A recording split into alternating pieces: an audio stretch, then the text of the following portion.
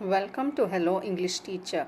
Today let's look at the lesson The Tiger King by Kalki Krishnamurti.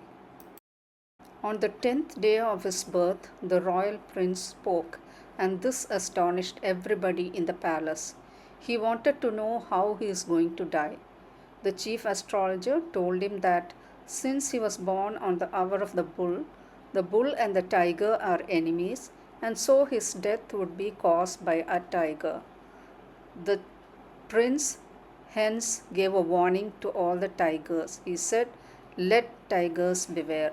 This astonished everybody in the court. The prince grew up by drinking the milk of an English cow, was brought up by an English nanny, tutored in English by an English man, and saw nothing but English films, just like all the other princes of other Indian states.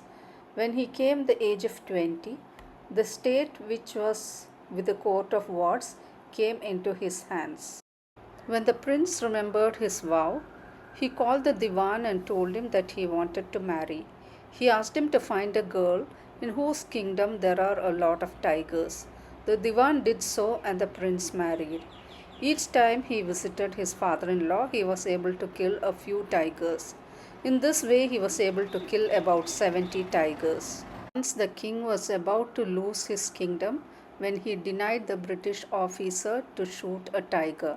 So, in order to save his kingdom, he had to bribe the Britisher's wife by paying her a box of diamond rings, which cost about 3 lakhs in those days. In this way, the king was able to kill 99 tigers, and then he was waiting for the last tiger, which was not to be found at all. Happy news came when one of the villagers reported that tigers began missing from that village.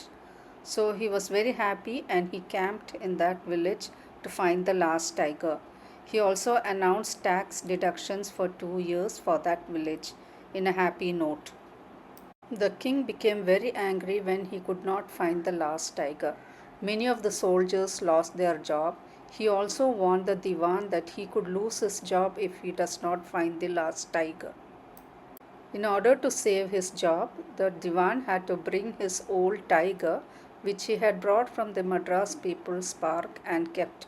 So he bought the tiger in his car and left it in front of the king's camp. Next day morning, when the king saw the tiger, he was extremely happy and shot the tiger dead. And he ordered the soldiers to bring the dead body of the tiger as a procession through the town.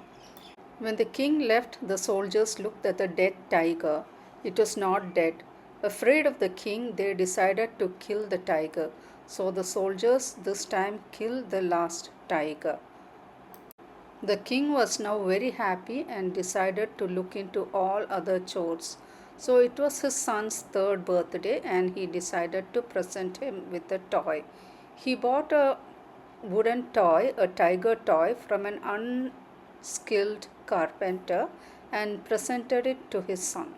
One day the Maharaja was playing with his son and the wooden toy when a sliver from the wooden toy pierced his finger.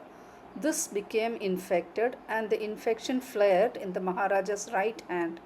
In about 4 days, it developed into a suppurating sore which spread all over the arm. 3 famous surgeons were brought in from Madras. After holding a consultation, they decided to operate. The operation took place.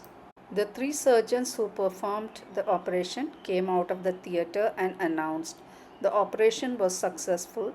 The Maharaja is dead." So in this manner, the 100th tiger took its final revenge on the Tiger King.